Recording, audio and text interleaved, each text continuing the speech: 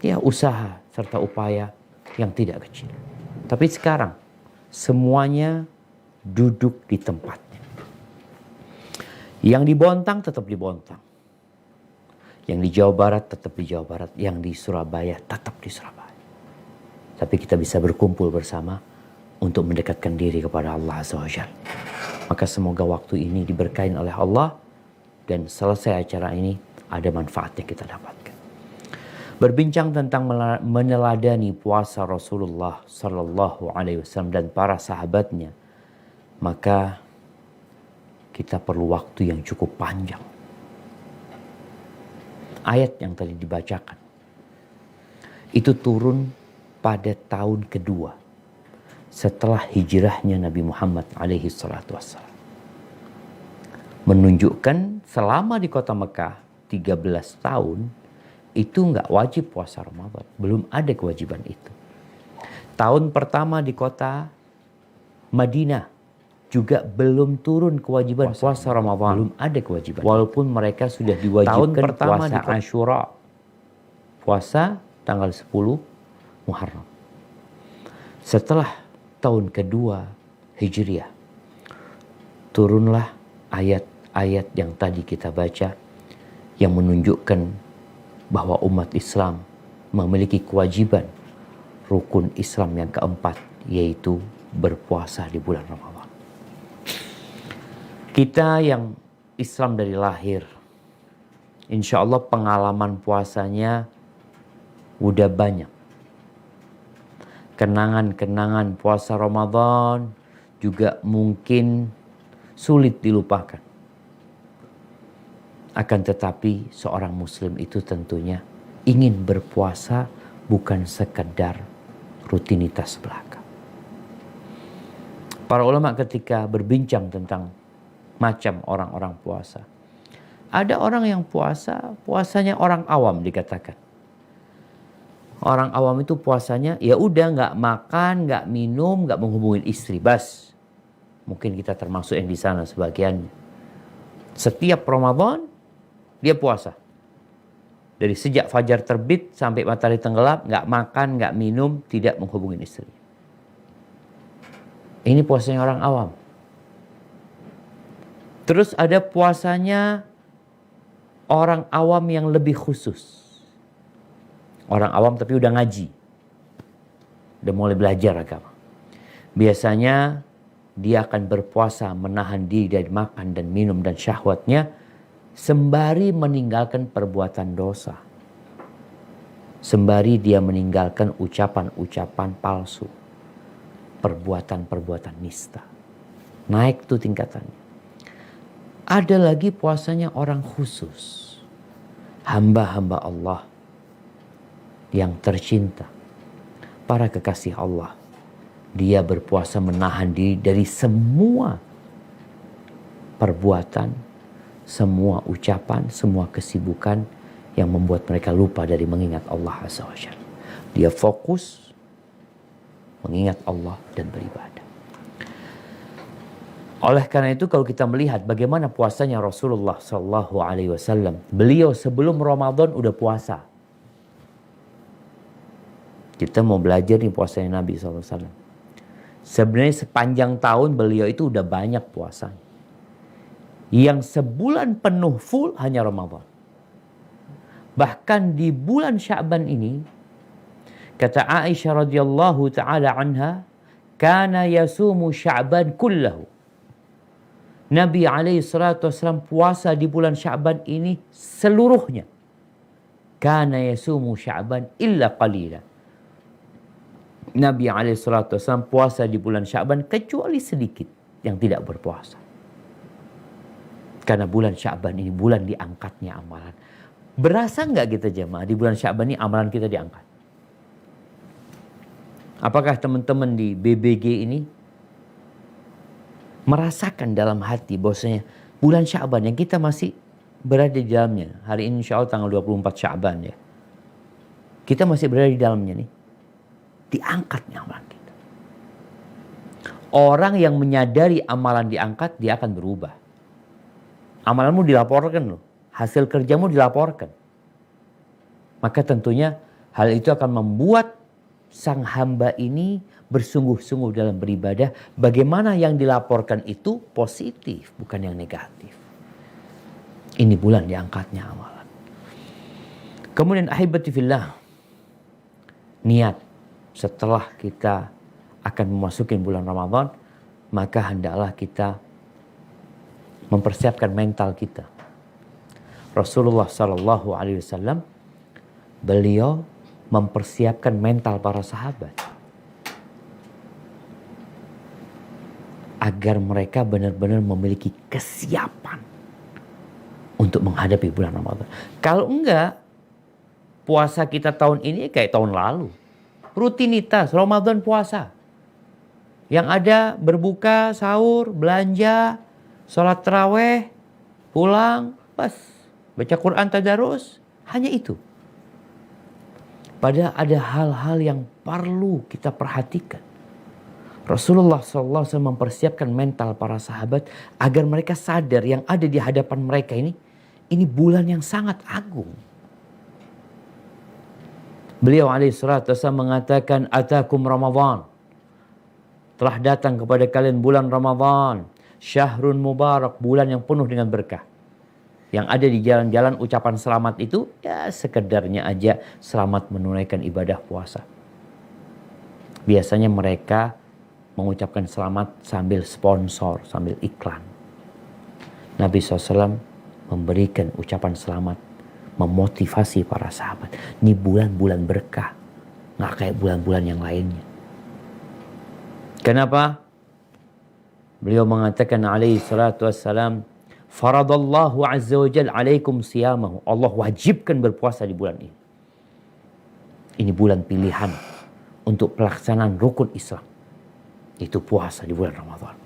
Tuftahu fihi abwabul jinan, pintu-pintu surga dibuka, pintu-pintu neraka ditutup, setan-setan dibelenggu, dan di dalam bulan ini ada satu bulan yang lebih baik dari 1000 bulan. Ada satu malam yang lebih baik dari 1000 bulan. Satu malam. Kira-kira kalau teman-teman di BBG ini, Masya Allah, dijanjiin gaji. Gaji berapa bulan? Gaji 10 bulan. Udah nginep di kantor, 1 bulan full, bulan Ramadan, digaji 10 bulan. Kayaknya banyak yang tertarik. Bagaimana kalau digaji 100 bulan? Full 1 bulan, digaji 100 bulan. Kayaknya semua kepingin. Bagaimana kalau dikatakan kalian 1 bulan ini nggak pulang, nggak ada acara mudik, ngantor sampai Idul Fitri, dikasih gaji 1000 bulan. Lewat umur pensiun dia, 83 tahun lebih. Digaji dari sejak dia lahir sampai umur 83 tahun. Kira-kira akankah ada yang meninggalkan kantor dan tempat kerja? Nggak bakal. Maka Nabi SAW mengatakan, man hurima khairaha faqad hurim. Man hurima khairaha faqad hurim. Barang siapa yang diharamkan dari meraih kebaikan malam ini, maka dia terhalang dari semua kebaikan. Tapi oleh karena itu, mental kita perlu siap. Siapkan niat. Bagaimana niatnya? Kita tahu niat puasa wajib itu harus di malam hari. Sebelum fajar terbit kita udah punya niat. Boleh niat sebulan penuh. Dari awal kita niat mau puasa sebulan penuh. Boleh niatnya tiap malam. Dan ingat, niat itu tempatnya di hati. Untuk siapa kita berniat? Untuk siapa kita berpuasa?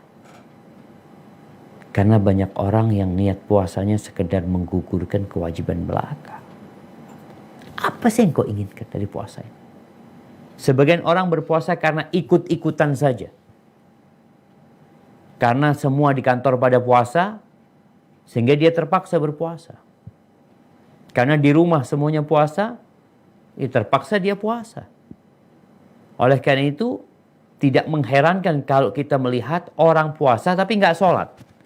Rukun Islam yang kedua ditinggalkan, tapi rukun Islam yang keempat dia kerjain. Kenapa? Karena kebiasaan aja. Bahkan ada orang non-muslim puasa, ikut-ikutan. Apakah akan diterima puasa kita? Nggak bakalan diterima. Rasulullah SAW mengatakan, nih puasanya Nabi bagaimana? Beliau mengajarkan kepada para sahabatnya, mengatakan, man shoma Ramadan imanan wahtisaban ghufira lahu ma taqaddama min dzambi. Barang siapa yang tatkala berpuasa di bulan Ramadan, dia puasanya dikarenakan iman, karena beriman kepada Allah. Ketika ditanya, kenapa engkau berpuasa? Iya Ustaz, anak kayaknya masuk di panggilan Allah 183 Al-Baqarah.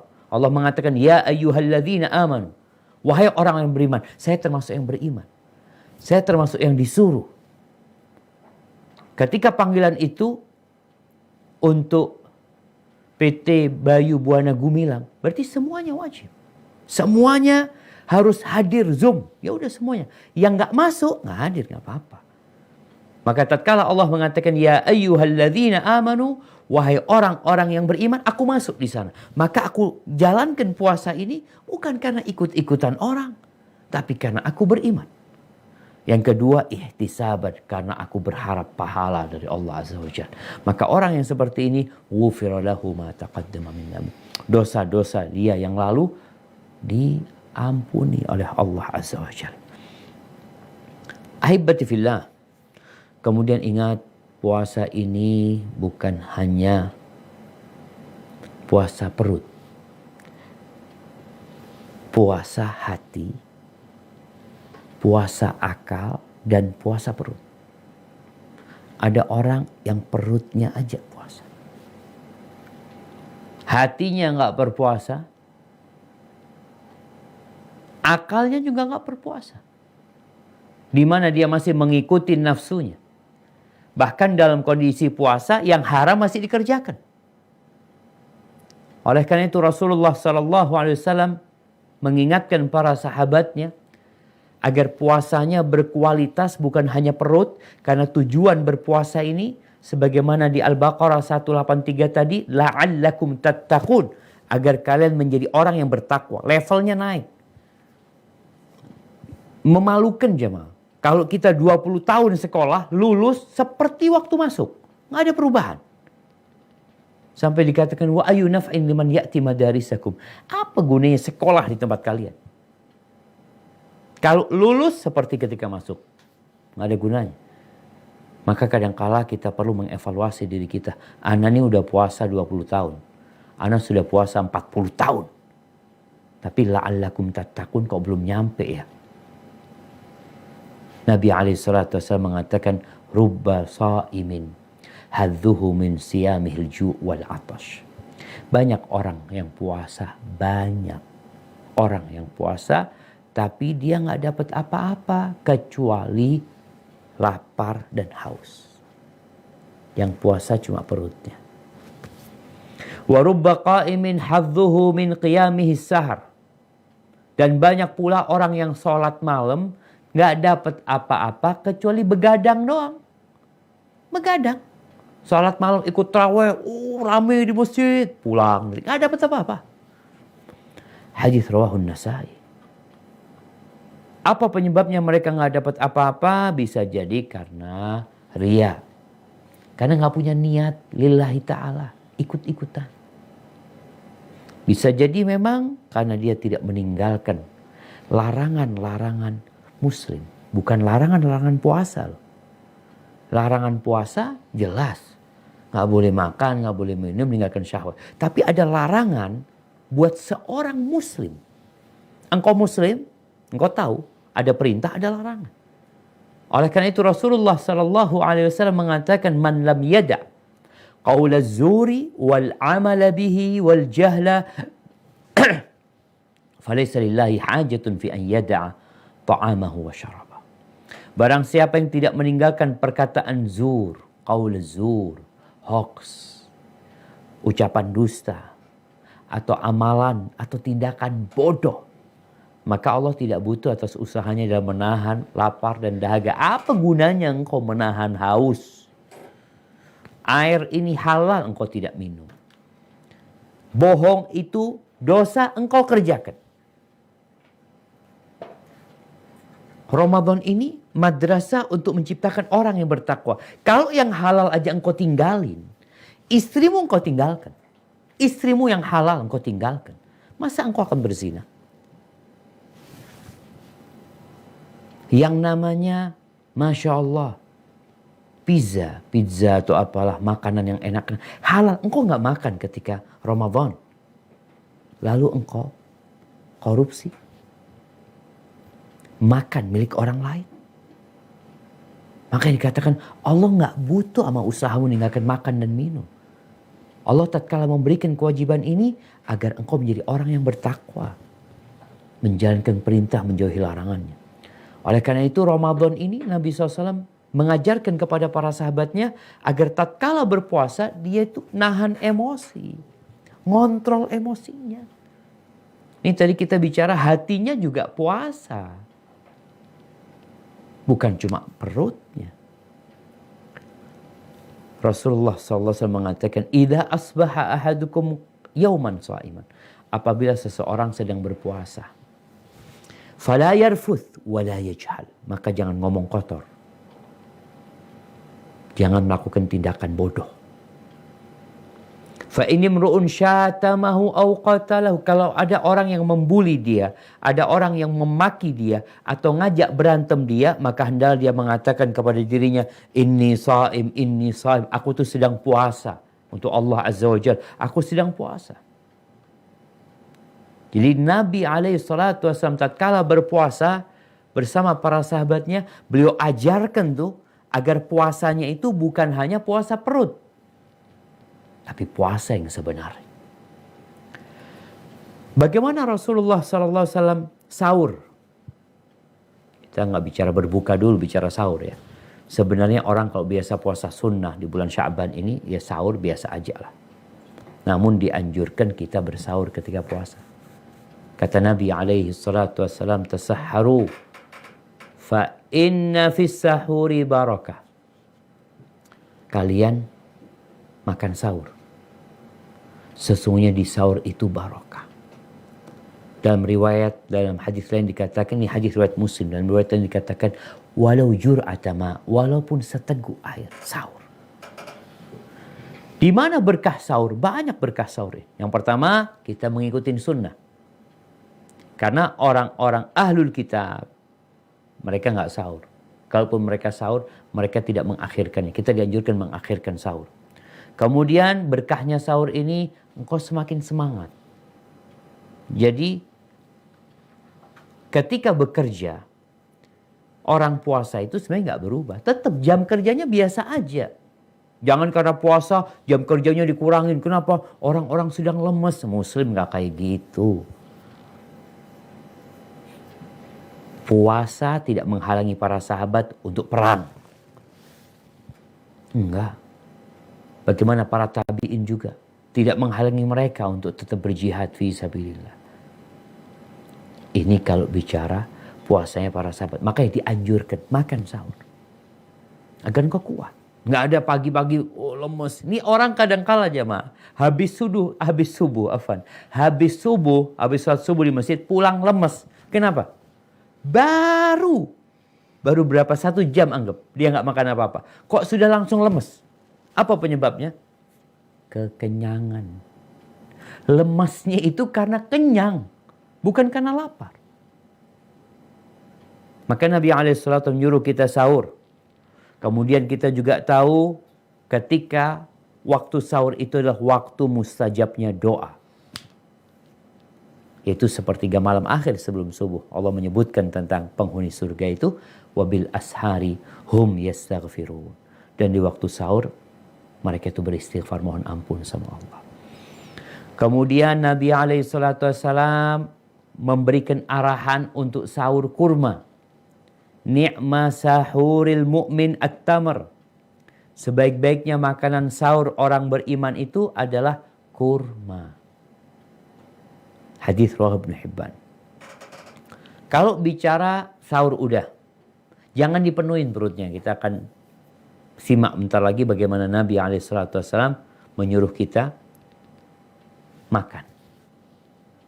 Karena ada orang yang berpikir, aku ini Mau puasa seharian penuh. Jadi makannya dia dikumpulkan jadi satu supaya cukup sampai waktu matahari terbenam. Biasa-biasa aja. Kurma 7 butir. Cukup insya Allah sampai waktu berbuka. Nggak harus makan yang wah atau berlebihan. Ketika berbuka, Rasulullah SAW menyuruh para sahabatnya untuk mensegerakan berbuka. Matahari terbenam, langsung berbuka. Makanya ada istilah ta'jil. Ta'jil. Ta'jil itu artinya mensegerakan. Berdasarkan hadis Nabi SAW, la yazalun nasu bi khairin ma'ajjalul fitr. Orang-orang itu akan selalu dalam kondisi baik selama mereka mensegerakan berbuka. Kapan berbukanya? Sebelum berangkat ke masjid, sebelum sholat. Jangan mengatakan nanti anak berbukanya habis sholat maghrib. Lah, berbuka. Kata Anas bin Malik radhiyallahu anhu, kana Rasulullah sallallahu alaihi wasallam yuftiru ala rutabat. Nabi alaihi salatu wasallam itu ketika berbuka, beliau biasanya berbuka kurma muda. Rutab itu kurma yang masih basah. Alhamdulillah sekarang di Indonesia banyak kurma basah ya.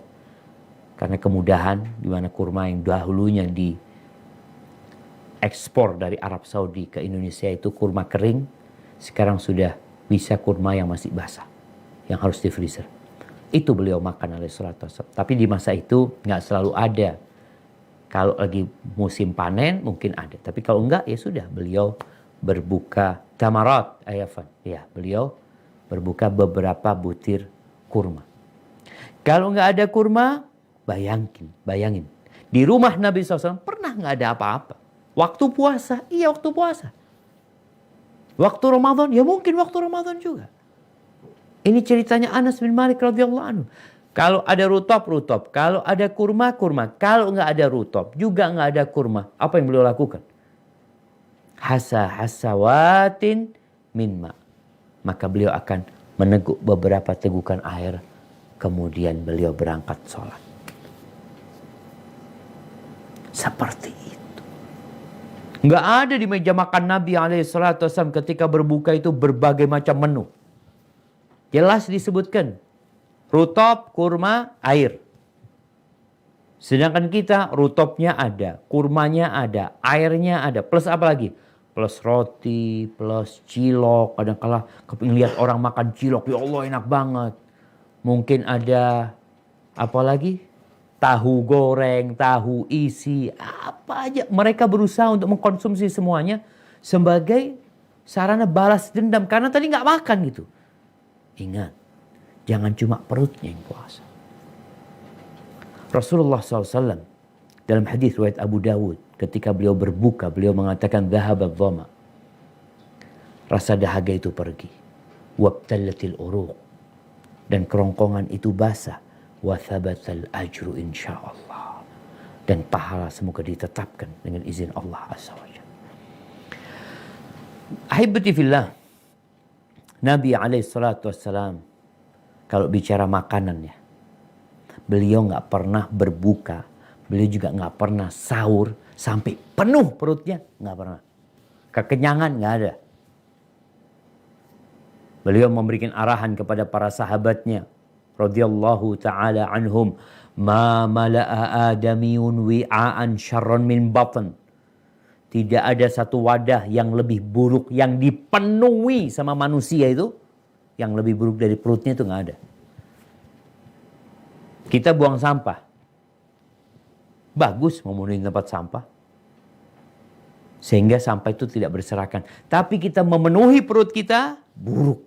Wadahnya ini wadah paling buruk yang dipenuhi sama manusia. Bihasab ibni Adam, akalat au luqaimat yuqimna sulbah. Cukup manusia itu makan beberapa suap makanan yang membuat punggungnya tegak. Sekarang semua kursi pakai sandaran ya. Gimana kalau modelnya kursinya nggak pakai sandaran? Orang kalau punggungnya nggak tegak bisa jatuh dia. Sekarang ini Orang subhanallah. Yang tegak itu punggungnya apa perutnya? Kalau kita sudah ngelihat yang namanya waktunya berbuka itu, Allahu Akbar, semua dimakan. Sampai punggungnya nggak tegak, malah miring. Coba. Padahal Nabi SAW mengajarkan kepada kita, Inilah akulu muttaqiyan. Aku nggak makan bersandar. Nabi kalau makan nggak bersandar. Karena orang biasanya kalau makan bersandar itu lupa, ngisi terus perutnya. Selain gaya orang-orang kaya ya. Nabi mengatakan inilah akul muttaqiyan. Taib. Nabi SAW ketika beliau makan, maka beliau mencukupkan diri yang bikin punggungnya tegak. Beberapa suap makan. Fa in kana la muhala. Tapi ada orang yang mau makan, gimana Ustaz? Enak nih makanan. Ya nggak apa-apa kalau memang kata Nabi SAW, kalau memang harus makan banyak, maka diatur. Bagaimana ngaturnya? Sallallahu alaihi wasallam mengatakan fathuluthuhu au fathuluthun li ta'amihi, sepertiganya buat makanan, sepertiganya buat minuman, sepertiganya buat nafas. Rawahu Ahmad. Jadi jamaah, ketika orang ini mendawamkan makan seperti ini, insya Allah perutnya nggak besar. Kenapa? Ya, anak ingat ada satu kawan itu, kalau nggak salah di Malaysia. Dia waktu itu gemuk bangetnya sampai operasi. Tahu operasi apa yang dilakukan? Dipotong ususnya. Ususnya dipotong supaya jadi pendek. Jadi makanan itu supaya keluar. Kalau enggak bertahan di perutnya, membuat perutnya mengembang. Dipendekin supaya proses makanan itu cepat terbuang. Karena sudah ngembang perutnya itu. Nabi SAW ngasih tahu sepertiga loh. Sepertiganya buat minuman, sepertiganya lagi buat nafas. Jangan sampai bersendawa ketika makan itu. Usahakan seperti itu. Ini bicara sahur, berbuka, kemudian apa yang dikonsumsi sama Nabi SAW. Lalu bagaimana sholatnya Nabi SAW? Karena kita tahu bulan Ramadan ini ya orang-orang sholat malam. Bicara sholat malamnya Nabi SAW, Nabi itu tiap malam sholat malam. Jadi bicara sholat tarawih itu, Nabi sepanjang tahun itu sholat malam. Bagaimana beliau sholat? Ini ceritanya Abdullah bin Mas'ud radhiyallahu anhu. Dia mengatakan, "Shallaitu ma'an Nabi SAW." Pernah aku sholat malam hari berjamaah sama Nabi SAW. Sholat malam. Sholat sunnah. Falam yazal qa'iman hatta hamamtu bi amrisu. Nabi itu terus berdiri baca surat, gak ruku-ruku. Dari panjangnya berdirinya beliau sampai aku punya terbetik niat jahat di hatiku. Qala, apa niatmu waktu itu? Qala an aqutu adzara Rasulullah SAW. Aku ingin duduk ninggalin Nabi SAW salat. Seperti itu salatnya Nabi SAW. Taib, kita mesti belum kebayang ya. Kalau bicara panjang itu sampai Abdullah bin Mas'ud ya. Abdullah bin Mas'ud ini hafal Quran. Dia pengajar. Tapi nggak kuat dia bermakmum sama Nabi SAW. Hudzaifah bin Yaman dalam hadis yang diriwayatkan Imam Muslim menceritakan cerita dia. Shallaitu ma'an Nabi sallallahu alaihi wasallam dzata lailatin. Suatu malam aku pernah sholat bermakmum sama Nabi SAW. Satu malam. Beliau udah baca Al-Fatihah, habis itu beliau memulai baca Al-Baqarah. Beliau membaca Alif Lam Mim. Dzalikal kitabu la raiba fi hudal lil muttaqin. Kata Hudzaifah, mungkin Nabi ini baca 100 ayat. Terus ruku. 100 ayat lewat. Lanjut Nabi SAW. Berdiri nih jamaah. Kita aja duduk baca 1 juz, kadangkala udah selonjoran, diputer kakinya ke kanan, puter ke kiri. Kata Hudzaifah, mungkin Al-Baqarah selesai. Al-Baqarah nih 2 juz lebih. Berdiri. Belum ruku. Kemudian pikirnya Al-Baqarah selesai. Nabi SAW ruku, nggak ruku. Masuk ke surat An-Nisa. Selesai An-Nisa, pikirnya ruku. Lanjut lagi ke surat Ali Imran. 1 rakaat berdiri 5 juz. Coba yang ingin meneladani Nabi SAW, sholat sendiri. Mungkin kau nggak hafal Quranul Karim, engkau bisa pegang Quran. Atau pakai Quran besar di depanmu. Engkau sholat berdiri, baca 5 juz. 1 rakaat. Sedangkan sholat malamnya Nabi SAW 11 rakaat.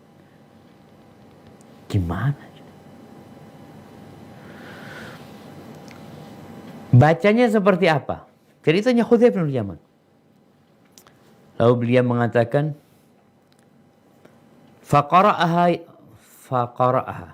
Lalu membaca Ali Imran. Yaqra'u mutarassilan. Idza marra bi ayatin fiha tasbih sabbah. Nabi itu bacanya sambil mentadabburi bacaan beliau. Bukan baca yang cepet-cepetan, enggak. Kalau lewat ayat tasbih, beliau mengatakan subhanallah. Kalau lewat ayat untuk meminta, beliau minta sama Allah. Kalau lewat ayat tentang azab, tentang apa, beliau berlindung dari Allah. Dari apa? Dari azab Allah Azza wa Jalla. Kemudian ruku. Beliau ruku. Ketika ruku, kata Hudzaifah, beliau membaca Subhana Rabbiyal Azim, Subhana Rabbiyal Azim, Subhana Rabbiyal Azim, Subhana Rabbiyal Azim, Subhana Rabbiyal Azim, nahwan min qiyamihi, yang panjangnya hampir seperti berdirinya. Berdirinya 5 juz. Rukuknya anggap 4 juz Quran. Atau anggap separuhnya. Gimana jemaah? Rukuk membaca Subhana Rabbiyal Azim, Subhana Rabbiyal Azim, Subhana Rabbiyal Azim. Kemudian beliau i'tidal. Sami'allahu liman hamidah. Thumma qama tawilan qariban mimma raka'. Katanya Hudzaifah bin Yaman, i'tidalnya Nabi itu berdiri panjangnya seperti rukuknya. Hampir seperti rukuknya. Thumma sajad. Kemudian beliau sujud. Ketika sujud beliau mengatakan Subhana Rabbiyal A'la, Subhana Rabbiyal A'la. Sujudnya itu hampir sama dengan berdirinya. Sallallahu alaihi wasallam. Itu salatnya Nabi yang sudah diampuni dosa-dosanya. Yang masa lalu dan akan datang.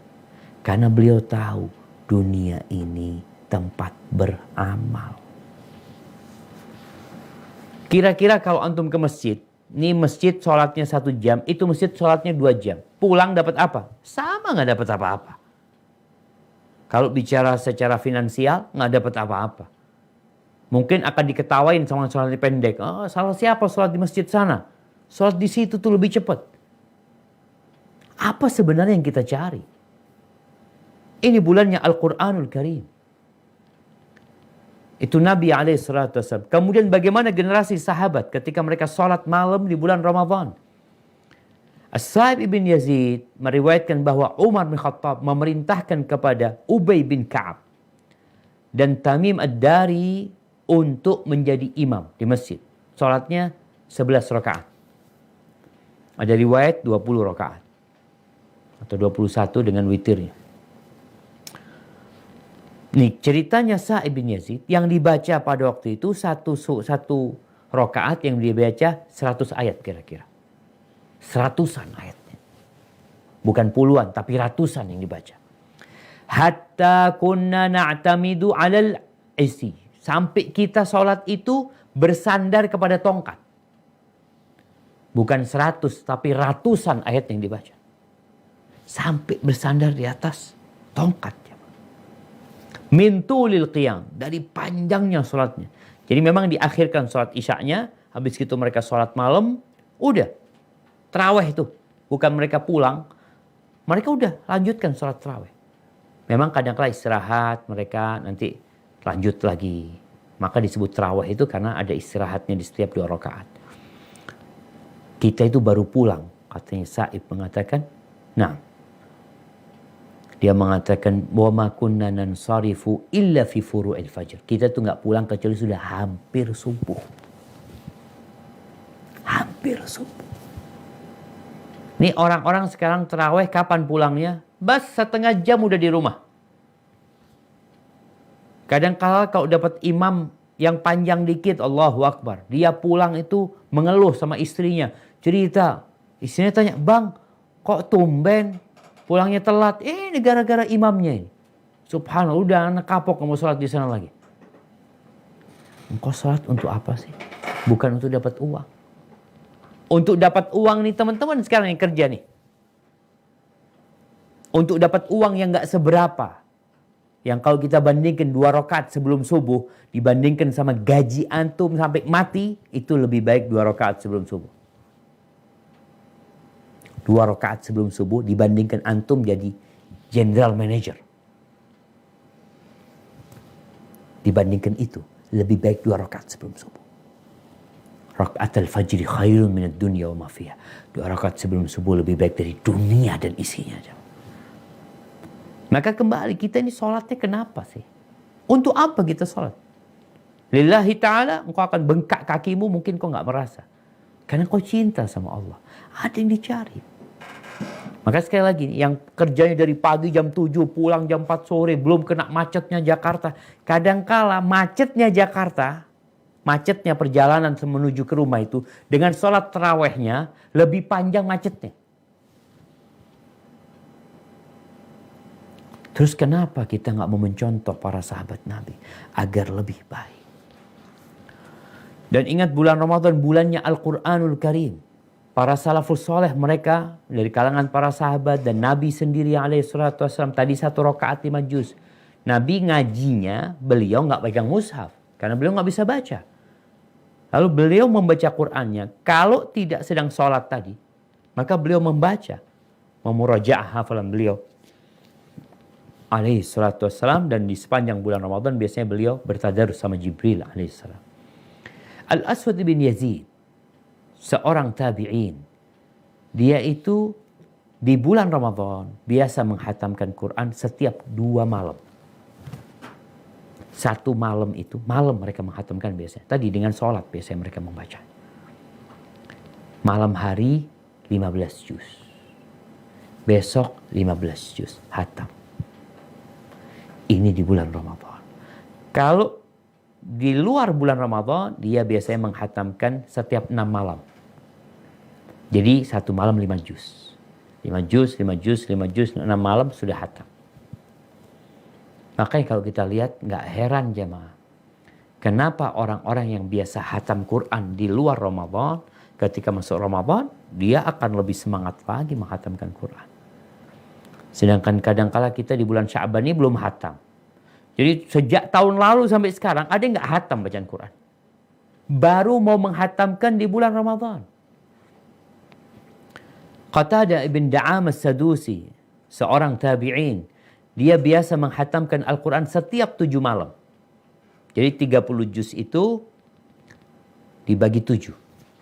7 malam hatam.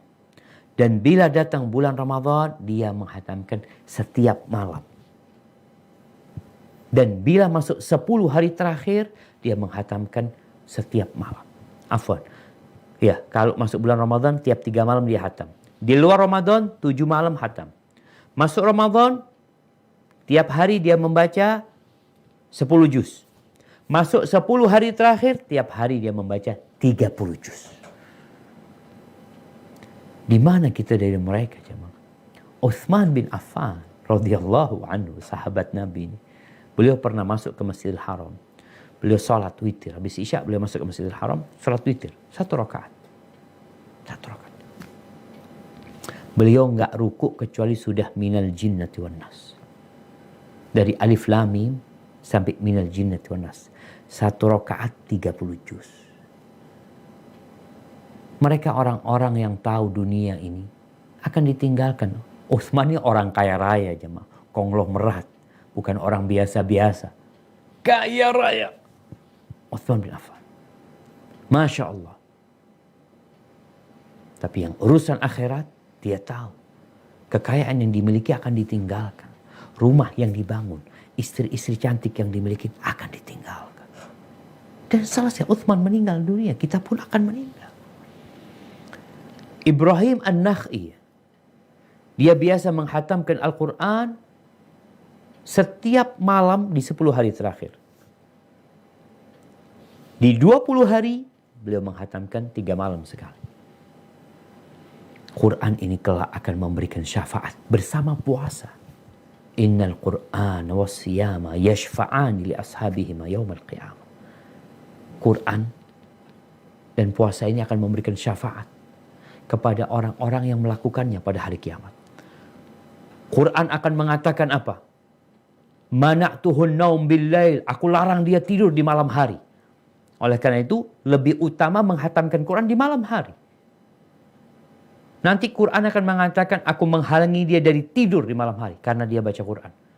Dan lebih utama lagi kalau baca Qurannya ketika sholat. Yang puasa mengatakan, mana'tuhu ta'am wasyarab fin nahar. Aku menghalangi dia dari makan dan minum di siang hari. Jadi malam harinya Quran akan memberikan syafaat, untuk siang harinya puasa akan memberikan syafaat. Al-Imam Syafi'i rahimahullahu ta'ala, diriwayatkan oleh Rabi' bin Sulaiman, muridnya, mengatakan bahwa Imam Syafi'i itu biasa menghatamkan Quran setiap malam. Setiap hari hatam Quran, di luar Ramadan. Ketika masuk bulan Ramadan, beliau biasa menghatamkan Quran sehari 2 kali. Tadi bisa dibayangin Nabi kita Muhammad alaihi salatu wassalam ketika membaca 1 rakaat aja 5 juz. Gimana kalau sholatnya 11 rakaat? Kalau 1 rakaatnya 5 juz.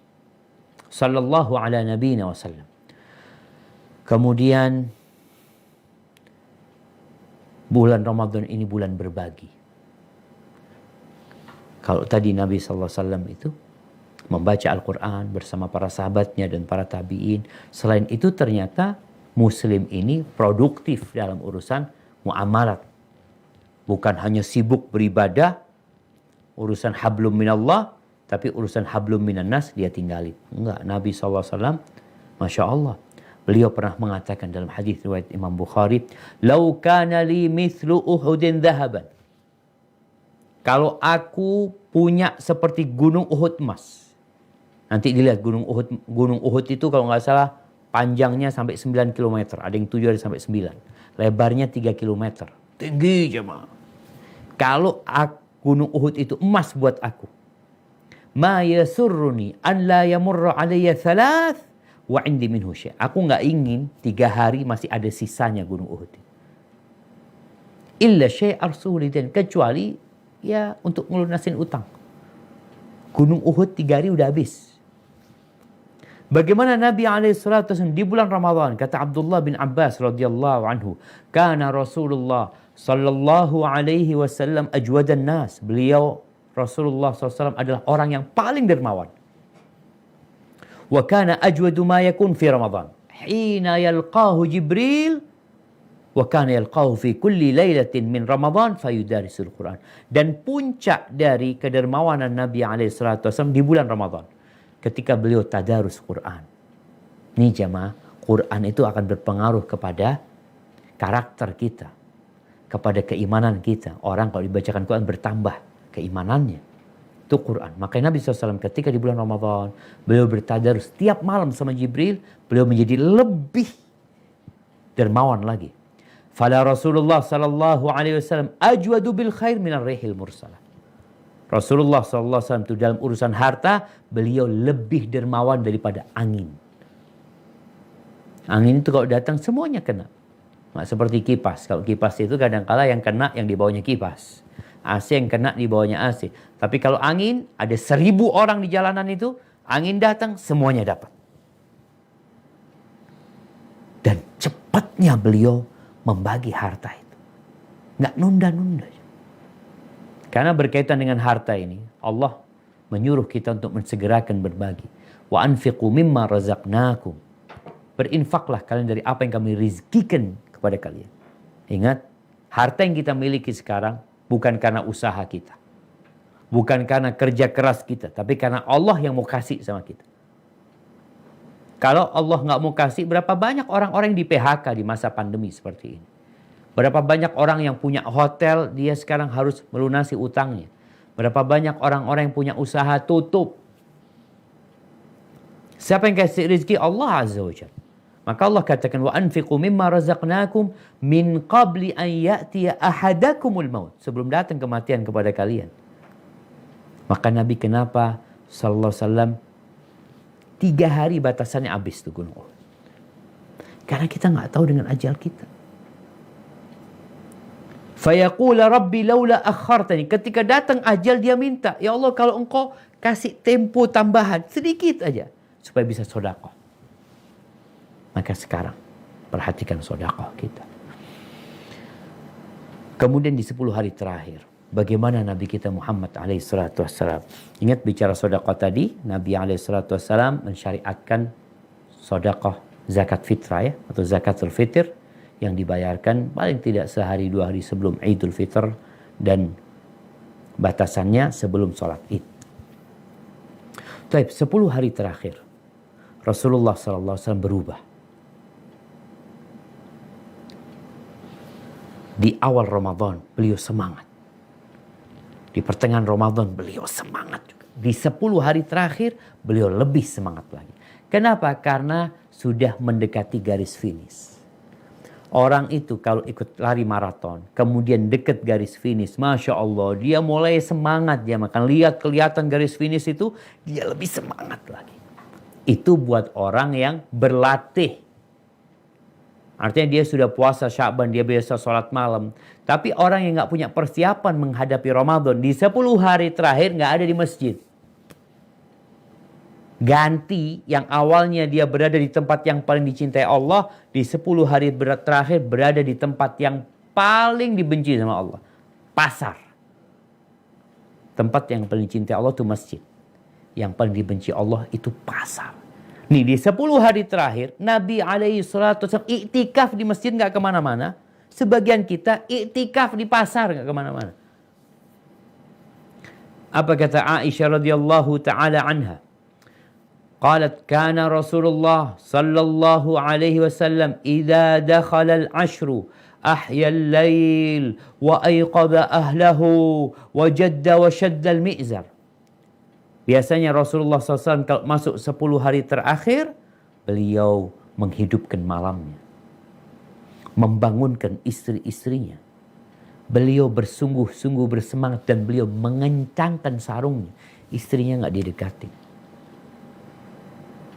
Fokus beliau, cukuplah kita bersama istri kita. Setahun atau 11 bulan sama mereka. 10 hari terakhir, minta maaf. Aku akan fokus ibadah. Beliau meninggalkan istri-istrinya. Beliau iktikaf di masjid. Beliau masuk pada malam 21 sebelum matahari terbenam dan baru keluar meninggalkan tempat iktikafnya malam Idul Fitr. Ada persiapan buat Idul Fitri? Nggak ada. Kenapa? Idul Fitri nggak perlu dipersiapkan. Idul Fitri ini kegembiraan karena kita selesai Ramadan. Yang perlu dipersiapkan adalah meraih Lailatul Qadar ini. Malam yang lebih baik dari 1000 bulan. Masa kita nggak ada persiapan untuk mendapatkan Lailatul Qadar? Sekali lagi, Idul Fitri nggak perlu dipersiapkan. Terus Ustaz, ya udah nggak ngapa-ngapain kan Idul Fitri. Pagi mandi, berangkat ke masjid, sholat, pulang, makan. Nggak puasa lagi. Gitu. Tapi kan pakai baju baru, taib silahkan pakai baju baru. Nggak penting baju baru itu. Tapi yang terpenting adalah yang imannya baru. Apa manfaatnya kau pakai baju baru? Imanmu tetap seperti yang dulu. Hatimu tetap busuk seperti sebelum Ramadan. Bagaimana akan dikatakan selamat Idul Fitri? Selamat apa? Apa yang kau kerjakan selama Ramadan? Sehingga pantas mendapatkan ucapan selamat. Yang pantas mendapatkan ucapan selamat ini yang sukses jemaah. Kalau ada kawan kita ikut tes, tahu-tahu dia nggak diterima. Lalu kita mengatakan kepada dia, selamat dia. Marah nggak dia jemaah? Marah dia. Engkau jangan meledekku karena aku nggak diterima, engkau ucapkan selamat. Loh gimana sekarang ada orang nggak puasa Ramadan, nggak sholat malam, nggak menjaga dirinya dari yang haram. Lalu dikatakan selamat ya, selamat Idul Fitri. Seharusnya malu dia. Dia malu pakai baju baru. Dan dia malu mendapatkan ucapan selamat. Rasulullah SAW mengaminkan doanya Jibril. Beliau mengatakan syaqiyun abdun. Celaka seorang hamba. Adraka Ramadan, thumman salakha minhu falam yughfar lahu. Dia dapat bulan Ramadan. Dia hadir di tengah-tengah bulan yang dibuka pintu surga, ditutup pintu neraka. Bulan Allah berbagi rahmat, berbagi berkah, berbagi ampunan, dibebaskan hamba-hamba dari api neraka. Ini dia keluar Ramadan, dosanya nggak diampuni. Bukan diucapkan selamat buat dia, celaka buat engkau. Maka ahibati fillah, berusaha kita untuk memanfaatkan bulan Ramadan ini. Ya, kalau nggak bisa full seperti Nabi dengan para sahabatnya, tapi paling tidak kita menuju ke arah yang lebih baik lagi. Hadza wallahu a'lam bishawab. Itu yang bisa Anda sampaikan. Kurang lebihnya mohon maaf. Mungkin kita masuk ke sesi tanya jawab. Ana kembalikan ke pembawa acara Bang Ilham. Jazakumullah khairan. Alhamdulillah, luar biasa. Mudah-mudahan teman-teman bisa memahami kata per kata yang disampaikan oleh Ustadz Dr. Syafiq Basalamah. Ada beberapa pertanyaan Ustadz yang sudah masuk ke kami. Tapi sebelumnya, mohon maaf Ustadz. Ustadz ada di posisi di Jember ya? Siap. Apakah pas azan berakhir atau bisa dipending sholatnya, Tat? Nggak bisa, Maksudnya masjidnya nggak bisa ditunda. ikut ana, Bang. Di sini kalau nunggu Ustadz Syafiq nggak apa-apa. Masjid. Oke, mungkin bisa dijawab. Ini cukup banyak pertanyaan, Tat. Mungkin bisa dijawab dengan singkat saja. Siap, kita sampai jam 14. Kalau di Jakarta atau di sini asarnya jam 3 lewat 7 menit, Tat. Kita di sini jam 2.40. Ya, Berarti ada 40-an lah Bang. 25 menit ya. Cukup Bang, bismillah insyaallah. Ya, salah ya. Ya, baik, yang pertama Ustadz, bagaimana untuk ibu yang sedang menyusui dalam bulan Ramadan, apakah diperbolehkan untuk tidak berpuasa untuk menjaga kualitas air susunya atau seperti apa baiknya? Yang kedua, atau satu-satu, Tat? Satu-satu Bang, satu-satu aja. Satu-satu. Silakan, Tat. Siap, barakallahu fikum. 6 jamaah. Di ayat yang tadi kita baca, Allah menyebutkan di ayat 184 dan 185 Al-Baqarah. Faman kana minkum maridhan aw ala safarin. Yang sakit atau yang musafir.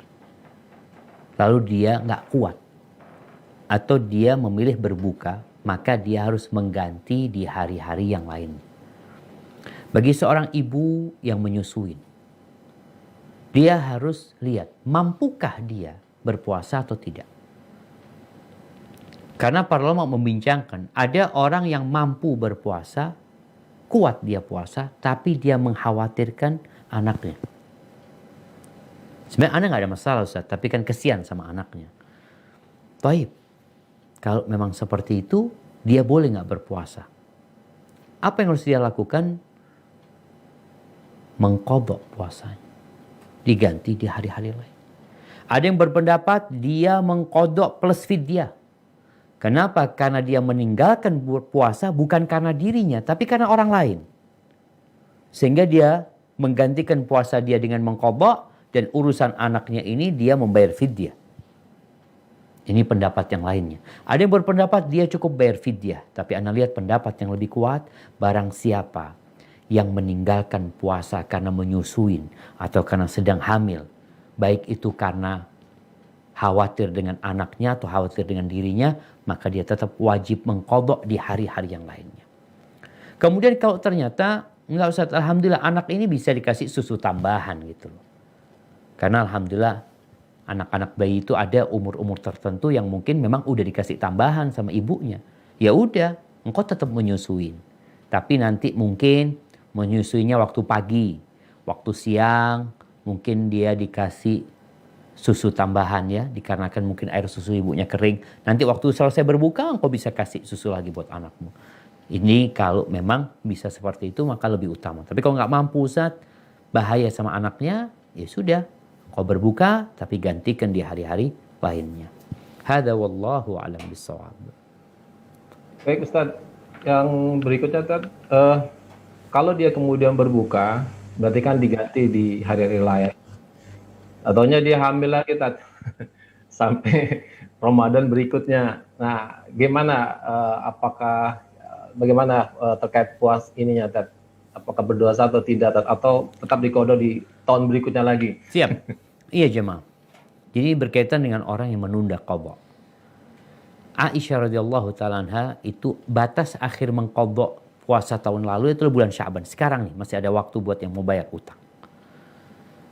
Kalau dia nggak bayar sampai Ramadan selanjutnya, kemudian dia punya utang di Ramadan yang kemarin, Ramadan yang sekarang. Kalau penyebabnya tanpa uzur dia meninggalkan pembayaran itu, maka dia adalah bertobat kepada Allah Azza wa Jalla. Ada yang mewajibkan selain dia puasa, dia fidyah. Tapi enggak. Dia wajib bertobat dan dia mengganti puasanya. Kalau yang uzur, tadi dikatakan ada perempuan yang hamil, nyusui, hamil lagi nyusuin. Kondisi perempuan beda-beda sehingga perlu dikasih penjelasan kepada wanita bahwasanya orang yang hamil, orang yang nyusui itu boleh tidak berpuasa kalau memang dia nggak mampu. Tapi ada yang mampu. Kadangkala perempuan sulit puasa itu di awal-awal puasa karena masih suka muntah-muntah ya. Tapi kalau sudah pertengahan mungkin lebih 3 bulan atau 4 bulan biasanya sudah aman dia. Tapi ada wanita yang berbeda kondisinya. Sehingga hukum ini ya mengikuti kondisi orang yang sedang hamil, orang yang sedang puasa. Jadi kalau dia ternyata nggak bayar utang tahun ini, ya udah bayar tahun depan. Tahun depan hamil lagi, tahun depannya lagi. Tapi kalau ternyata dia nggak bisa bayar memang karena kondisi, ya akhirnya dia bayar fidyah.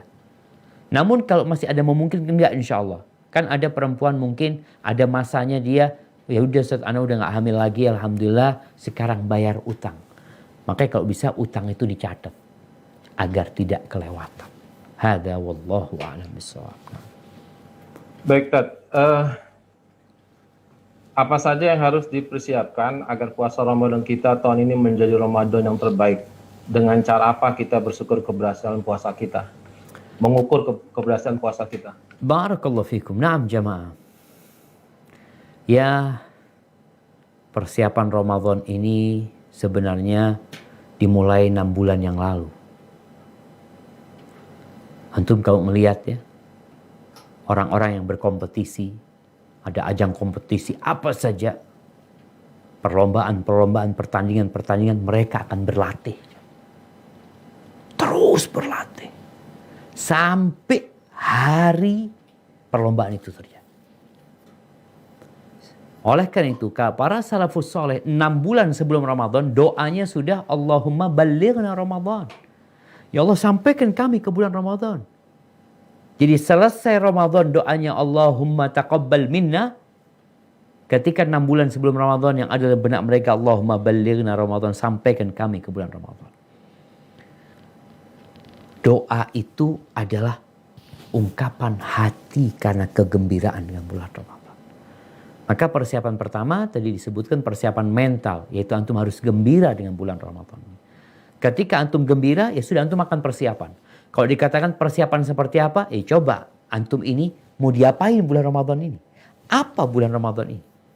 Orang yang dikatakan kepadanya, mau seorang bapak ngomong sama anaknya, nak besok kita insya Allah akan jalan-jalan bertamasya ke pantai. Masya Allah, semalam suntuk anak-anak itu mempersiapkan tasnya, bajunya, bekalnya. Kenapa? Karena dia gembira. Dan dia tahu mau ngapain aja di sana. Kita mau berenang, kita mau bakar ayam, kita mau ini, mau naik perahu, apa macam-macam. Maka buat antum yang memang gembira dengan bulan Ramadan, persiapkan. Tadi yang kita sudah sampaikan, mulai baca Quran, sholat malam, ya, bersedekah, berbagi sama orang lain, menjaga diri dari yang haram-haram. Dan tentunya bertobat kepada Allah Azza wa Jalla. Kita sekarang waktunya. Jangan sampai kita masuk bulan Ramadan, kita masih banyak dosa-dosa kita yang kita anggap remeh dan kita masih melakukannya. Atau kalau tidak melakukan, masih punya niat melakukannya. Ramadan enggak. Kenapa? Karena tempat maksiatnya tutup, dia nggak melakukan. Tapi dia punya niat, entarlah Syawal lah. Sekarang kan Ramadan, entar Syawal aja berbuat dosanya. Maka yang seperti ini biasanya tidak akan mendapatkan taufik dari Allah Azza wa Jalla. Terus kalau mengukur keberhasilan puasa seseorang, ya la'allakum tattaqun, engkau semakin baik. engkau semakin bertakwa kepada Allah. Amalan-amalan yang gak pernah dikerjakan, alhamdulillah dikerjakan. Sebulan Syawal, alhamdulillah jauh dari dosa. Jadi paling tidak ya naiklah levelnya. Walaupun gak langsung naik ya, tapi naik sedikit. Alhamdulillah Ustaz, ana yang dulunya gak pernah sholat qobliyah subuh, sekarang sudah sholat qobliyah Ustaz. Alhamdulillah, berarti ada perubahan. Ana yang dulunya Ustaz terus terang telat-telat sholatnya, sekarang tepat waktu dan di masjid. Alhamdulillah, perubahan-perubahan positif inilah yang semoga menjadi tanda puasanya diterima oleh Allah Azza wa Jalla. Hada wallahu a'lam bissawab. Nah. Baik, yang berikutnya Tat, mungkin terkait dengan bagaimana cara dan tandanya ibadah kita mendapat ridha Allah. Mungkin tadi ya yang Ustaz katakan tadi ya, salah satunya sholat berjamaah di masjid ya. Bisa dikatakan seperti itu Tat? Siap, jadi dia jadi lebih baik Bang. Artinya orang yang diridhoin Allah, orang yang dicintai Allah Azza wa Jalla, bukan yang banyak hartanya. Bukan yang ketika dia mau usaha, lancar usahanya. Bukan yang naik pangkatnya, bukan. Ini standar orang-orang tidak beriman. Orang gak beriman itu mengukur orang lain dengan penampilan dan harta. Rasul SAW mengatakan, Innallaha la yanzuru ila suwarikum wala amwalikum. Allah gak ngelihat kepada rupa kalian, gak juga melihat kepada harta kalian. Allah gak ngelihat ke sana. Terus yang dilihat Allah apa? Walakin yanzuru ila qulubikum wa amalikum. Yang Allah lihat adalah hati kalian dan amalan kalian. Sehingga orang yang diridhoin Allah, dia akan semakin menuju kepada Allah Azza wa Jalla. Dia semakin penyabar, dia bersyukur atas nikmat Allah, qanaah dengan apa yang Allah berikan. Bahkan ketika mendapatkan musibah, dia tidak nyalahkan Allah, dia tidak cari kambing hitam. Dia menyalahkan dirinya sendiri. Itu tanda Allah ridho sama hambanya. Tapi kalau ternyata orang ini berkaitan orang itu kaya miskin nggak ada, bukan standarnya itu. Tapi kalau orang ini kaya, Allah ridho sama orang kaya gimana? Ketika kekayaannya ini Masya Allah mengantarkan ke Mekah. Kekayaan ini mengantarkan dia berbagi dengan orang lain. Insya Allah, Allah ridho sama dia. Tapi kalau ternyata kekayaannya membuat dia semakin congkak, membuat dia semakin sombong, bahkan dengan kekayaannya dia berpikir maksiat sana, maksiat sini, maka itu tanda Allah murka sama dia. Na'udzubillah min dzalik. Naam. Hada wallahu a'lam bissawab. Subhanallah. Baik, kalau kita puasa, apakah puasa kita diterima jika kita masih melakukan hal-hal mungkin dari sisi syariat itu bertentangan, misalnya pinjaman online atau meminjam uang ke bank. Bagaimana status puasa kita, Tat? Barakallahu fikum. Yang pertama jamaah, ada perbuatan dosa yang dilakukan sebelum Ramadan. Dia tahu perbuatan itu dosa. Kemudian di bulan Ramadan, dia berusaha untuk meninggalkan. Alhamdulillah, berarti dia bertobat. Tapi ada orang yang di bulan Ramadan dia mulai dosa baru itu. Mungkin sebagian belum kebayang dengan dosa riba. Tadi dikatakan pinjaman online. Sebenarnya pinjam duit itu kalau memang sedang butuh diperbolehkan. Pinjam duit itu boleh kalau memang sedang membutuhkan uang. Tapi catatannya tidak boleh riba. Tidak boleh ada bunganya. Bunga ini riba. Kalau di bahasa Arab kadang-kala disebut namanya faedah, margin. Tapi di Indonesia disebut bunga. Mungkin di tempat lain profit, disebut profitnya. Sekian. Inilah yang Allah Azza wa Jalla murka kepada riba ini. Yamhaqullahu riba wa yurbis sadaqat. Allah itu menghapuskan berkahnya riba. Sedekah ini yang Allah lipat gandakan. La'ana Rasulullah SAW akil riba. Rasulullah SAW melaknat yang makan riba. Yang makan dilaknat. Artinya yang mengambil ribanya, bunganya. Dia pinjamkan 10 juta, dapat 11 juta. Berarti dia dapat 1 juta tambahan. Itu dilaknat yang makan. Wa mukilahu, yang ngasih 1 juta ini dilaknat juga. Wa katibahu wa syahidai. Yang nulis akadnya dilaknat, yang jadi saksi dilaknat. Gimana kalau orang ini melakukan riba di bulan Ramadan dan dia tahu haram gitu. Ini perkara yang berat buat dia.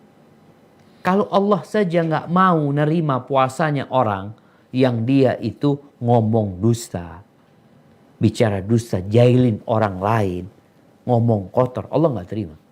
Bagaimana dengan orang yang masih melakukan riba? Maka berbahaya sekali. Bukankah tujuan dari puasa agar engkau bertakwa? Kok ternyata Ramadan engkau malah nggak bertakwa kepada Allah SWT. Maka sangat bahaya sekali dengan puasa dia. Mungkin puasa dia menggugurkan kewajiban saja. Ya udah, syaratnya kan terpenuhin. Niat sebelum subuh, kemudian dia tidak makan, dia tidak minum, dia tidak mendatangkan istrinya sampai fajar terbit. Tapi dia melakukan perbuatan-perbuatan dosa. Secara hukum, puasanya sah. Tapi bicara pahalanya ini yang bermasalah. Hadza wallahu a'lam bissawab. Nah. Baik Ustadz, terkait tanda-tanda seseorang itu dapat Lailatul Qadar, Tad, apa tanda-tanda Tad setelah Ramadan, Tad? Barakallahu fikum. Nah, jamaah. Yang pertama, jangan bicara tandanya dulu.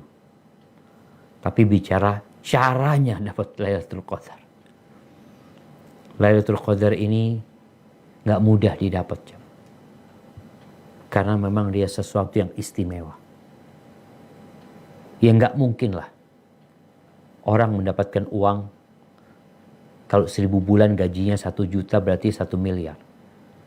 Kalau gajinya 10 juta berarti 10 miliar. Masa orang mendapatkan 10 miliar itu dengan santai? Maka dengan berjuang tentunya. Apalagi ini bicara ibadah kepada Allah SWT.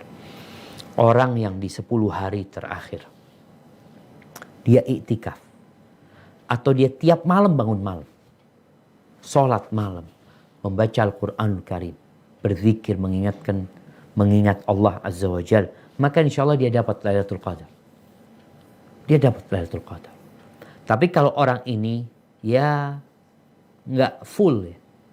Nabi SAW kan menghidupkan malam, full malam itu beliau beribadah. Ada orang yang ya mungkin sholat tarawih pulang udah sibuk malamnya, kadang kalau nonton TV. Ini juga handphone kita jamaah. Anda masih ingat cerita seorang ibu tatkala masuk bulan Ramadan, TV-nya di masa dulu belum ada handphone, TV-nya tuh dibalik sama dia. Kenapa? Cukup nak, 11 bulan kita nonton TV, bulan ini off lah nonton TV. Karena perlu kita punya waktu off nonton TV, off dengan handphone kita, off dengan internet kita, selesai. Fokus ibadah. Insya Allah dapat tuh. Tapi kalau ternyata dia di malam itu sholat tarawih terus pulang, nonton televisi, ngomong ya cerita-cerita sama kawannya, cerita-cerita yang tidak berguna, gimana dia akan dapat Lailatul Qadar? Sibuk belanja di pasar, sibuk bikin kue. Jadi malam-malam indah itu biasa aja dia gitu. Maka perlu ada perubahan sikap di diri kita supaya dapat Lailatul Qadar. Apa tandanya orang dapat Lailatul Qadar? Yang pertama, malam itu malam khusus. Ya. Ada beberapa riwayat yang menyebutkan bahwa malam itu malam yang damai. Karena firman Allah, salamun hiya hatta matla'il fajr. Nggak ada setan pada hari itu. Ya. Malaikat itu turun. Jumlah malaikat di bumi malam itu seperti jumlah butiran pasir atau kerikil yang ada di lautan. Di mana-mana malaikat itu turun malam itu. Subhanallah. Sampai fajar terbit. Kemudian ketika matahari terbit pagi harinya itu, matahari terbit tidak menyengat sinarnya. Karena malaikat itu sedang naik ke atas. Sehingga seakan-akan sinar ketemu dengan sinar. Karena malaikat tercipta dari sinar. Sehingga tidak menyengat pada waktu itu. Kemudian disebutkan bahwasanya, ya kalau tadi dikatakan malam itu salam penuh dengan kedamaian, penuh dengan kenyamanan. Ya, disebutkan bahwasanya langitnya itu sunyi ya, langitnya itu tenang seperti itu. Itu tanda Lailatul Qadar, di mana Aisyah mengatakan kepada Nabi SAW, bagaimana ya Rasulullah kalau aku tahu malam itu malam Lailatul Qadar? Apa yang harus aku lakukan? Quli, kata Nabi SAW, bacalah, Allahumma innaka afuun tuhibbul afwa fa'fu anni. Allahumma innaka afuun tuhibbul afwa fa'fu anni. Kemudian tandanya orang dapat Lailatul Qadar, ya sama dengan tanda diterimanya amalan. Yang pertama kita laksanakan tugas dengan sempurna, udah serahkan sama Allah Azza wa Jalla. Akan tetapi dampak dari amalanmu ini akan melahirkan amal soleh. Hal jazaul ihsan illal ihsan. Tidaklah balasan kebaikan kecuali kebaikan. Sehingga orang yang diterima itu insya Allah jadi orang baik lah. Orang kalau ditanya bagaimana Ustaz tahu jemaah haji itu diterima hajinya, umrohnya diterima. Kalau dia pulang semakin baik, maka insya Allah itu tanda amalan dia diterima oleh Allah SWT. Hadza wallahu a'lam bissawab. Nah. Baik Ustaz, ini terkait tentang salat taraweh. Afdal yang mana salat taraweh itu di masjid atau di rumah? Karena terkait dia punya anak 3 tahun. Namun kalau kemudian dibawa ke masjid dia rewel, dititip ke orang tuanya, ternyata orang tuanya ke masjid. Jadi akhirnya menurut Ustadz gimana? Apakah afdalnya tetap sholat di masjid atau sholat di rumah untuk sholat tarawih? Masya Allah, barakallahu fikum. Naam jamaah. Bicara afdal. Ada afdal yang berkaitan dengan tempat. Kita tahu kalau sholat tarawih di masjid, ada hadis Nabi SAW yang mengatakan man shalla ma'al imam hatta yansarif kutiba lahu qiyamul lailah. Barang siapa yang sholat bersama imam sampai pulang imamnya, maka dia dapat pahala sholat semalam suntuk. Ini di antara keutamaan sholat di masjid bersama imam. Jadi ada fadilah tempat. Tapi ada fadilah kualitas sholat itu sendiri. Di mana ada orang yang sholat kata Nabi SAW nggak dapat pahala kecuali 1/10-nya doang. Jadi kalau pahala sholat itu 100, dia cuma dapat 10. Ada yang dapat 80, ada yang dapat 20, ada yang dapat terus, ada yang dapat setengahnya. Sulit orang dapat 100% sholat dia itu. Dan orang tidak akan mendapatkan soal ibadah atau tidak akan mendapatkan balasan dari sholatnya kecuali yang akal dia bersama sholatnya tadi. Nah, sekarang tinggal dilihat. Kalau sholat bersama imam, oke, dapat fadilah di masjidnya, dapat fadilah sholat sama imam sampai pulang, tapi nggak dapat keutamaan kualitas sholatnya itu. Maka lebih baik di rumah. Ini bicara sholat sunnah tadi ya, sholat tarawih ini. Kalau di rumah ternyata lebih khusyuk. Karena ada masjid yang sholatnya cepet-cepetan Ustaz. Anak kalau di rumah alhamdulillah ya bisa sholat, habis sholat 2 rakaat istirahat, ngurusin anak-anak gitu ya. Nanti anak-anak lagi main, ibunya pamit, ibu sholat lagi ya. Sholat lagi ibunya. Jadi yang seperti itu akan lebih utama. Jadi keutamaan dari ibadah sholat itu sendiri lebih dipertimbangkan daripada fadilah tempatnya. Hadza wallahu a'lam bissawab. Baik Ustaz, ini ada pertanyaan lagi Ustaz. Dia sebelum Ramadan menjalankan rutinitas amalan-amalan rutin, amalan-amalan sunnah. Namun setelah pasca Ramadan ternyata futur, misalnya berkurang atau futurlah. Nah, ini gimana Tad? Tanda-tanda Ramadannya apakah diterima dan bagaimana kemudian meningkatkan kembali semangatnya dia untuk menjalankan amalan-amalan sunnah sebelum Ramadan? Nah, barakallahu fikum. Nah, ahibati fillah, kalau bicara iman, iman itu naik turun. Seperti itu keimanan. Ada masa futur. Nabi SAW mengatakan, inna likulli amalin syiratun wa tira wa fatrah. Semua amalan itu ada masa semangatnya, ada masa lemesnya. Ada seperti itu. Jadi itu hal yang wajar sebenarnya. Hanya saja Nabi menjelaskan alaihissalam, kalau masa futurnya itu membuat dia meninggalkan yang wajib, membuat dia melakukan yang haram, ini berbahaya tentunya. Tapi kalau masa futurnya itu, iya Ustaz, dia alhamdulillah. Cuma dia sekarang nggak baca Quran, tapi dia tetap sholat 5 waktu, dia tetap jauh dari yang haram.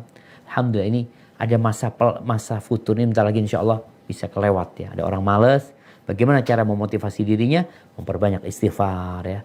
Mengingat kembali kebesaran Allah. Mungkin hatinya memang ada dosa-dosa yang menyebabkan dia jauh dari Allah Azza wa Jalla. Mencari kawan yang baik. Itu untuk menjaga futurnya supaya nggak sampai turun. Jadi di stop tuh futurnya. Apakah itu berdampak kepada amalan Ramadan? Bisa jadi. Bisa jadi memang Ramadannya nggak diterima. Atau nggak dapat pahala dia. Doa taqabbalallah minna wa minkum. Gimana aku berdoa itu sedangkan aku lihat. Kok selesai Ramadan langsung berbuat dosa. Berarti dia nggak taubat. Dia memang merencanakan. Dia hanya menghormatin bulan Ramadan. Tapi setelah Ramadan, dia langsung berbuat dosa. Maka ini hendaklah bertobat kepada Allah Azza wa Jal. Dan jamaah ada satu amalan yang sangat ringan buat orang yang sedang futur. Yaitu zikrullah. Mengingat Allah Azza wa Jal. Maka perbanyak mengingat Allah. Supaya bisa menjadi benteng dari godaan syaitan. Hadza wallahu a'lam bissawab. Baik, Ustaz, masih ada waktu Ustaz untuk Siap. menjawab pertanyaan? Mungkin 2 pertanyaan lagi, Bang? 2 pertanyaan lagi. Baik, Ustaz. Terkait tentang memberi bersedekah, Ustaz. Mana yang lebih baik? Apakah memberi takjil untuk berbuka puasa atau membagi-bagi sembako pada orang-orang yang layak untuk menerimanya, Ustaz? Nah, barakallahu fikum. Ya, kalau bicara mana yang lebih utama. Sebenarnya Anda lihat 2 amalan ini tidak bertentangan. 2 amalan ini bisa dikerjakan bareng-bareng. Hanya saja bagaimana uangnya dibagi 2. Sebagian untuk takjil, sebagian untuk fakir miskin. Akan tetapi juga perlu diperhatikan.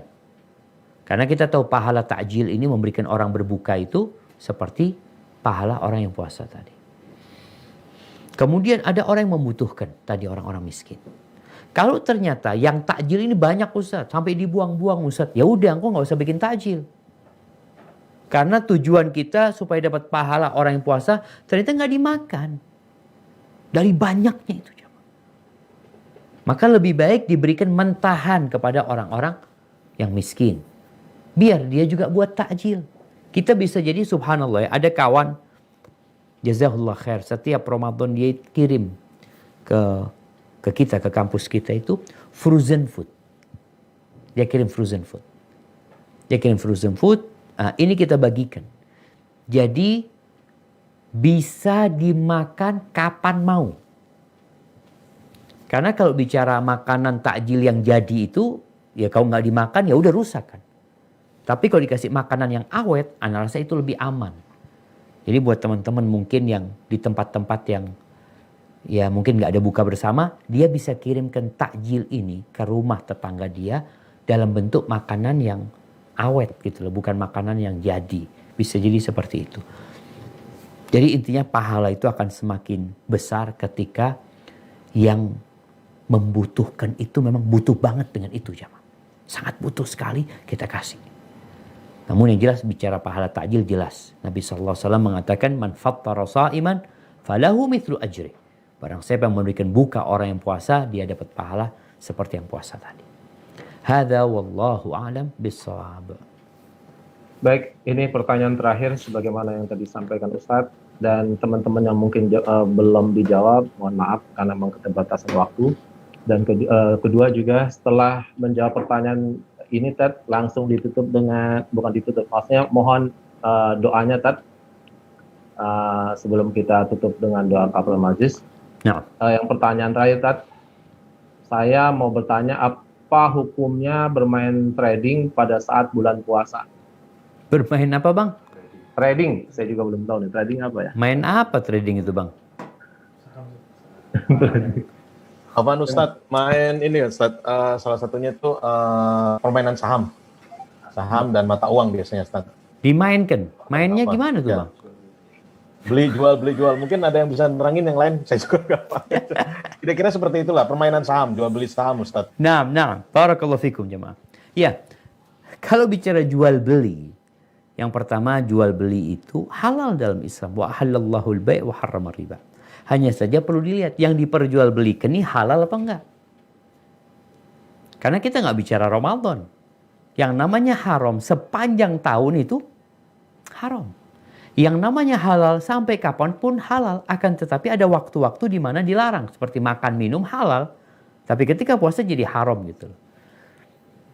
Ana membacanya tidak terlalu ngerti tentang urusan bab muamalat ini. Tapi yang jelas para ulama menyebutkan. Kalau bicara bermain saham. Maka dilihat. Apakah sahamnya itu halal atau tidak. Saham perusahaan ini halal enggak. Kalau ternyata perusahaannya halal dan juga sistemnya itu halal, maka boleh jual beli saham tersebut. Tapi ada hal-hal yang dilarang, umpamanya jual beli uang. Jual beli uang ini ada persyaratannya dalam Islam, yaitu harus, Nabi SAW mengatakan adz-dzahabu bidz-dzahabi mithlan bimithrin. Kalau jual beli emas itu harus sama, 1 kilo emas. Perak juga seperti itu. Tapi kalau terjadi perbedaan emas sama perak, uang ini juga seperti itu. Apabila dolar sama rupiah umpamanya, boleh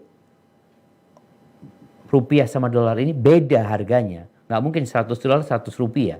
Boleh dia ada perselisihan harga, tapi syaratnya yadan biyadin. Harus tunai. Kalau nggak tunai, nggak boleh, kata Nabi SAW. Kenapa? Di sini Islam menjaga hak orang-orang itu, jamaah. Kalau nggak tunai, ini harga bisa berubah. Tapi beli emas pun nggak boleh kredit. Mau yang Anda beli emas, berapa harga? 10 gram Anda beli. Oke, 1 gram 800, berarti 8 juta. Tapi ya, besok Anda bayar ya. Besok bisa jadi harga emas sudah 900. Maka yang seperti ini ditutup celah tadi untuk terjadinya riba. Jadi kembali bahwasanya jual beli saham ini dilihat kepada perusahaan saham itu sendiri, saham apa yang dia beli, kemudian kepada sistemnya sesuai dengan syariah apa tidak. Ini bicara sepanjang Ramadan, di luar Ramadan kalau halal ya halal ya. Hanya saja 10 hari terakhir mohon dihindarin kesibukan dengan urusan dagangan kita sibuk dengan urusan akhirat kita. Hadza wallahu a'lam bishawab. Ada sebuah doa yang Nabi SAW senantiasa yang sering kali beliau baca untuk para sahabatnya ketika bermajlis.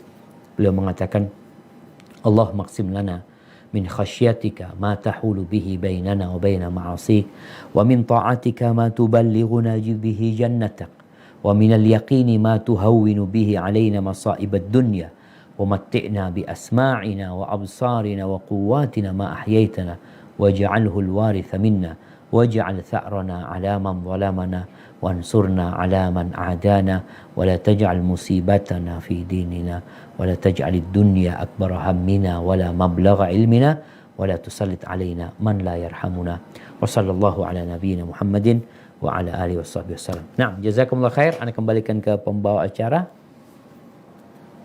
Baik Ustaz, alhamdulillah paparan demi paparan dan beberapa pertanyaan dari teman-teman sudah dijawab. Mudah-mudahan teman-teman bisa memahami materi tadi dan jawaban dari Ustadz. Insya Allah tidak puas, karena kalau puas nanti tidak lagi taklim.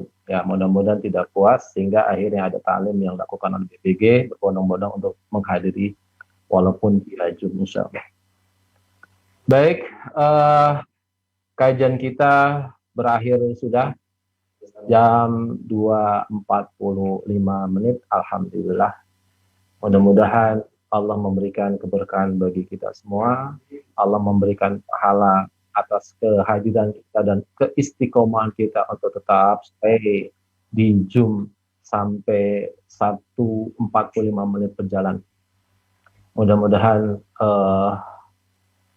apa yang tadi disampaikan bisa kita pahami dan kita amalkan dan kita praktekkan nanti sebelum dan pada saat Ramadan dan setelah Ramadan kita menjadi orang-orang yang istiqomah di dalam menjalankan syariat Allah Subhanahu wa taala. Mungkin kalam dari awal sampai akhir ada kesalahan, maaf yang sebesar-besarnya, tidak ada unsur kesalahan, tetapi kedaipan hamba pribadi. Kita tutup dengan doa kafaratul majlis.